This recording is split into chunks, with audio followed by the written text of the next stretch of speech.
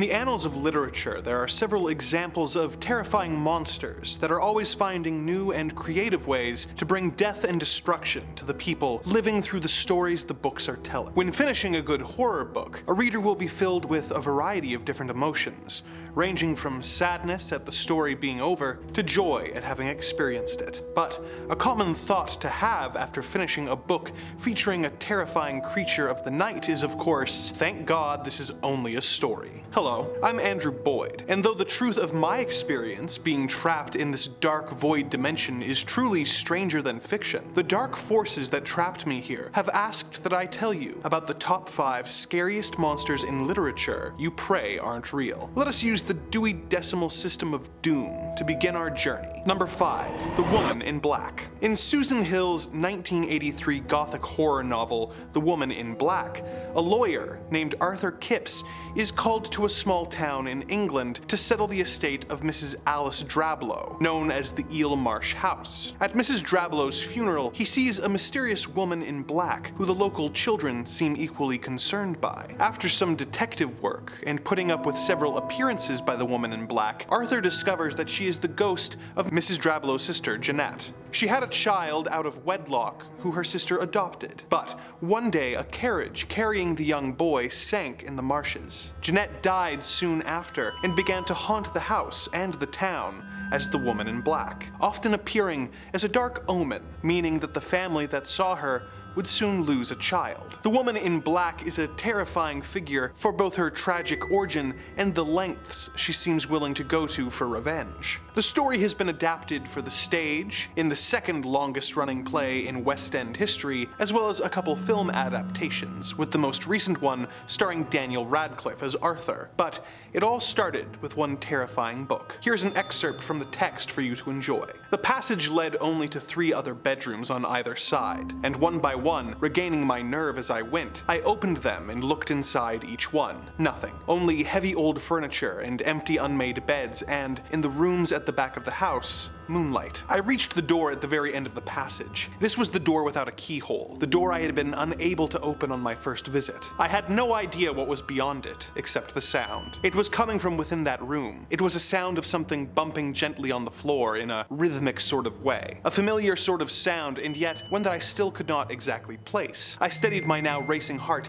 and reached for the door handle I knew to be locked. Then, from somewhere out of that howling darkness, came a cry to my ears, catapulting me back into the present and banishing all the courage I had summoned to reach for the locked door. I listened hard. Nothing. The tumult of the wind like a banshee, and the banging and rattling of the window in its old ill-fitting frame. Then yes, again, a cry. That familiar cry of desperation and anguish. A cry for help from a child somewhere out on the marsh. There was no child. I knew that. How could there be? Yet how could I stand here and ignore even the crying of some long-dead ghost? Rest in peace, I thought. But this poor one did not. Could not. After a few moments, I turned. I knew what I had to do. I would fetch the axe from downstairs and discover once and for all what was hiding in this locked room. As I ventured down the landing towards the stairs, Spider the dog following me at once, 2 things happened together. I had the impression of someone who had just that very second before gone past me on their way from the top of the stairs to one of the other rooms, and as a tremendous blast of wind hit the house so that it all but seemed to rock at the impact, the lights went out. I had not bothered to pick up my torch, and now I stood in the pitch blackness, unsure for a moment of my bearings. Number 4.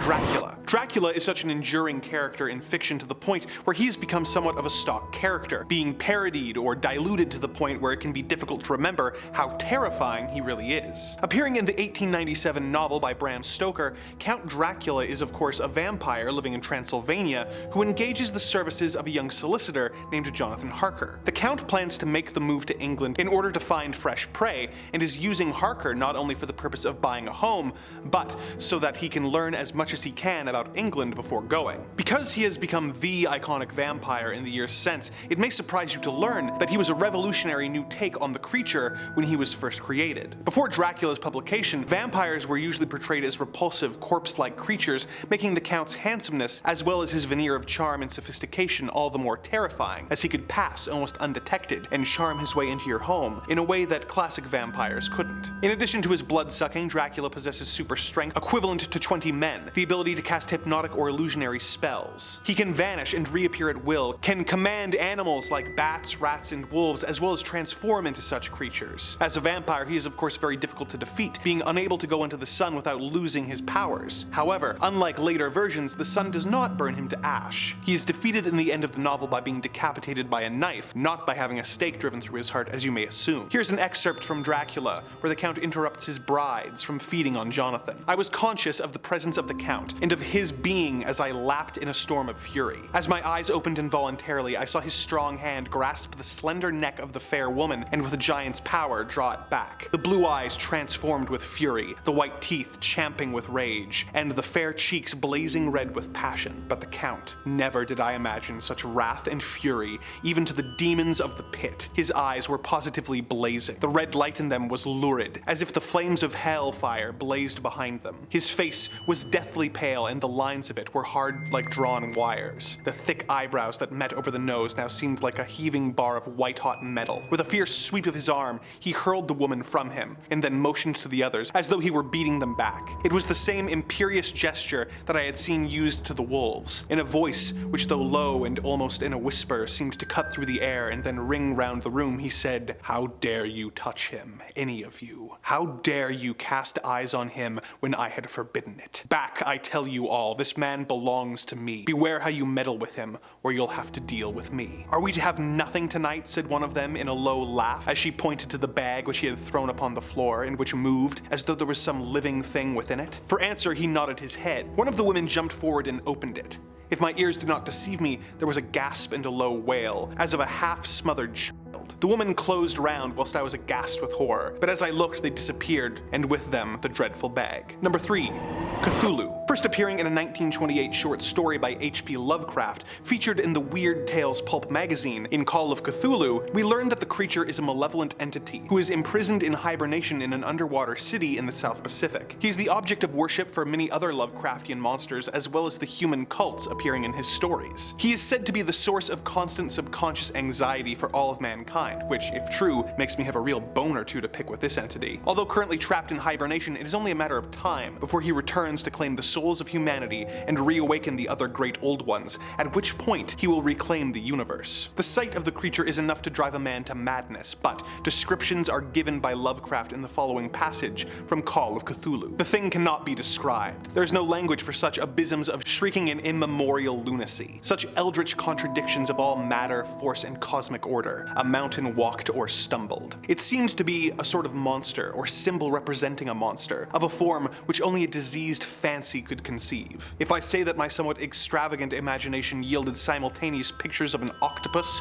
a dragon, and a human caricature, I shall not be unfaithful to the spirit of the thing. A pulpy, tentacled head surmounted a grotesque and scaly body with rudimentary wings, but it was the general outline of the whole which made it most shockingly frightful. Number 2. The Headless Horseman. Variations of the Headless Horseman have appeared many times over the years, such as the demonic fairy in Irish myth known as the Dullahan, and is also similar to the elements from the Arthurian legend Sir Gawain and the Green Knight. But the version we will be looking at today is the Headless Horseman who appears in the 1820 short story The Legend of Sleepy Hollow by Washington Irving. The Headless Horseman is said to be a Hessian trooper from the Revolutionary War whose head was taken off by a cannonball. He then began haunting the woods, looking for his head and attacking unsuspecting travelers. The Legend of Sleepy Hollow tells of Ichabod Crane, a schoolteacher trying to woo a farm girl at a party who comes across the horseman on his way home. The story is slightly ambiguous about whether the horseman is real or if it is Ichabod's romantic rival in disguise, but either way, the horseman has become an enduring figure in American literature. Here is a passage from the short story. It was the witching time of night when Ichabod traveled homeward. All the ghost stories that he had ever heard over the years now came crowding upon his recollection. The night grew darker. The stars seemed to sink deeper in the sky. He had never felt so lonely. A splash by the side of a bridge caught his ear. In the dark shadow,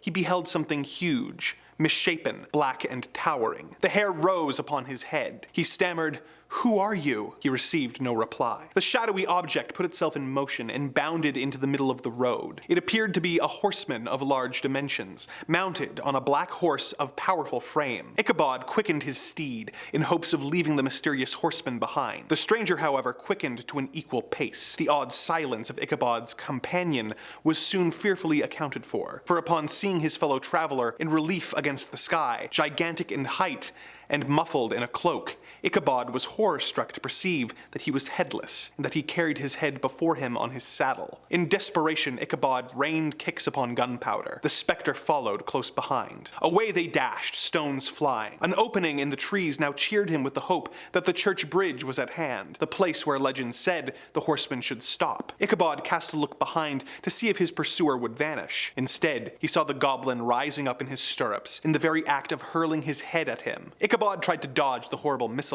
but too late. It encountered his cranium with a tremendous crash. He tumbled into the dust, and Gunpowder and the goblin rider passed by like a whirlwind. The next morning, the old horse was found quietly cropping grass at his master's gate. The students were assembled at the schoolhouse, but no schoolmaster arrived. The tracks of horses' hoofs, dented in the road, were traced to the bridge. On the bank was found the hat of the unfortunate Ichabod, and close behind it, a shattered pumpkin. Number 1.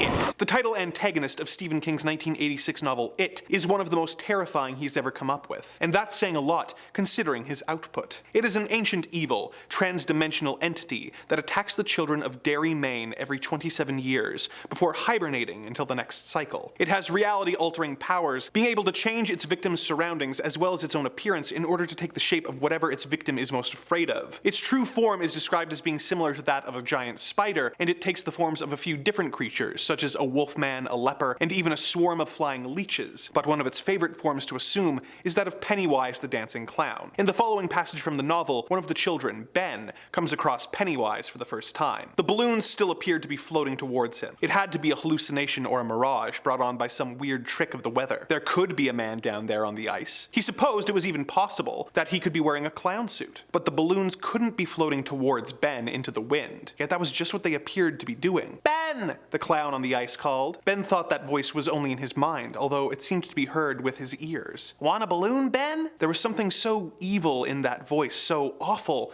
that Ben wanted to run away as fast as he could, but his feet seemed as welded to the sidewalk as the teeter-totters in the schoolyard were to the ground. "They float, Ben!